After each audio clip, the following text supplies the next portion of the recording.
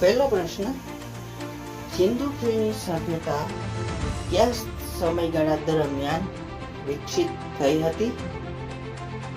તો સિંધુ ખીણની સભ્યતા ઈસવીસન પૂર્વે 2350 થી ઈસવીસન પૂર્વે 1750 ની વચ્ચે વિકસિત થઈ હતી. બીજો પ્રશ્ન જોઈએ, સિંધુ ખીણની સભ્યતાનું પ્રથમ સ્થળ કયું હતું? તો સિંધુ સભ્યતાનું પ્રથમ સ્થળ હડપ્પા હતું. ત્રીજો પ્રશ્ન, સિંધુ ખીણની સભ્યતાનું પ્રથમ સ્થળ હડપ્પાની શોધ કોણે અને ક્યારે કરી? તો મિત્રો, પ્રથમ સ્થળ હડપ્પાની શોધ દયારામ સાહનીએ 1921માં કરી. ચોથો પ્રશ્ન, હડપ્પા સભ્યતા તરીકે શા માટે ઓળખાય છે? તો સૌથી પ્રથમ સ્થળ હડપ્પા મળી આવ્યું હોવાથી હડપ્પા સભ્યતા તરીકે ઓળખાય છે. પાંચમો પ્રશ્ન, હડપ્પા નગર કઈ નદીના કિનારે આવ્યું? તો હડપ્પા નગર રાવી નદીના કિનારે આવ્યું. છઠ્ઠો પ્રશ્ન, સિંધુ ખીણની સભ્યતાનું બીજું મહત્વનું સ્થળ કયું હતું? તો મિત્રો, મોહેંજો-દડો બીજું મહત્વનું સ્થળ હતું. સાતમો પ્રશ્ન, મોહેંજો-દડોની શોધ કોણે અને ક્યારે કરી? તો મિત્રો, મોહેંજો-દડોની શોધ રખાલદાસ બેનર્જીએ 1922માં કરી. આઠમો પ્રશ્ન, મોહેંજો-દડો કઈ નદીના કિનારે હતું? તો મિત્રો, સિંધુ નદીના કિનારે.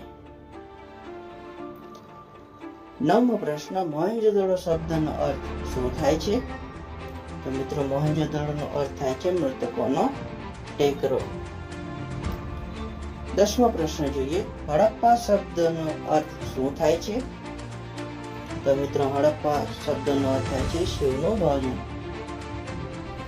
હડપ્પીય સભ્યતાનું નામ સિંધુ સભ્યતા કેવી રીતે પડ્યું? તો મિત્રો, સંશોધન કાર્ય બાદ ઘણા બધા સ્થળો સિંધુ નદીની આસપાસ મળી આવ્યા હોવાથી હડપ્પીય સભ્યતાનું નામ સિંધુ સભ્યતા પડ્યું. 12મો પ્રશ્ન, સિંધુ ખીણની સભ્યતા સૌથી મહત્વપૂર્ણ વિશેષતા શું હતી? તો સૌથી મહત્વપૂર્ણ વિશેષતા શહેર યોજનાત્મક અને ઉત્તમ જળ નિકાસ પ્રણાલી.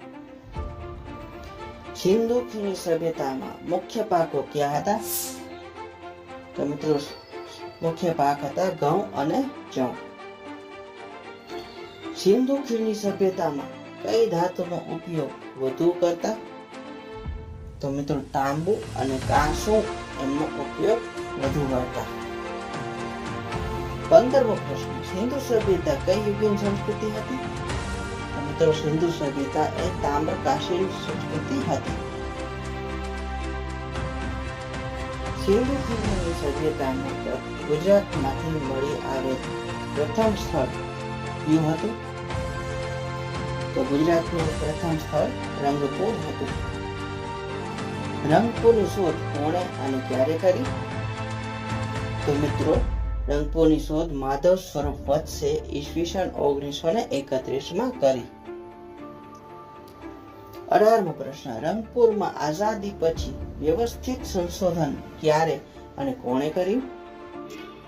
તો આઝાદી પછી સિકરીપુરા રંગનાથ રાવે 1953-54માં વ્યવસ્થિત સંશોધન કર્યું. રંગપુર ક્યાં સ્થિત છે? તો મિત્રો, રંગપુર સુરેન્દ્રનગર જિલ્લાના લીંબડી તાલુકામાં ભાદર નદીના કિનારે સ્થિત છે.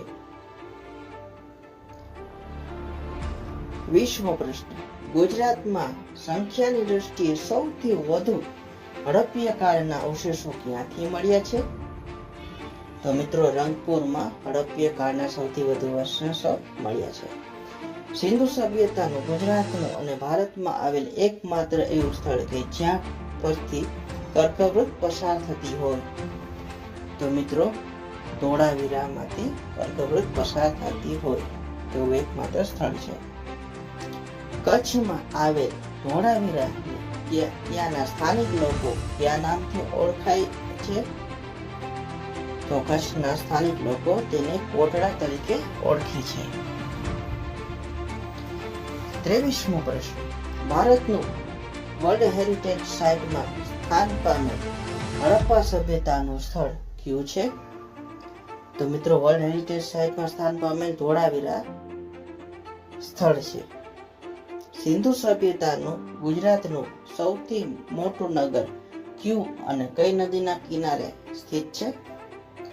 તો ગુજરાતનું સૌથી મોટું નગર લુણી નદીના કિનારે ધોળાવીરા સ્થિત છે.